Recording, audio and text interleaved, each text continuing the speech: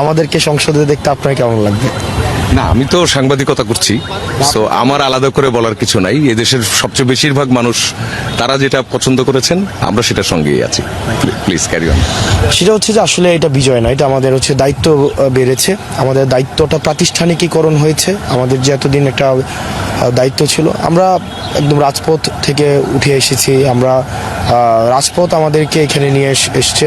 তো আমাদের কিছু দায়িত্ব ছিল আমাদের রাজনীতির প্রতি, প্রতিষ্ঠানের প্রতি, জুলাইয়ের আহত এবং শহীদদের পরিবারের প্রতি এবং ইনসাফের বাংলাদেশ প্রতিষ্ঠা করার জন্য আমাদের এতদিন দায়িত্ব ছিল, কিন্তু সেটার প্রাতিষ্ঠানিক কোনো স্বীকৃতি ছিল না। আজকে জনগণ প্রাতিষ্ঠানিকভাবে এই দায়িত্বটা আমাদের উপর অর্পণ করেছেন।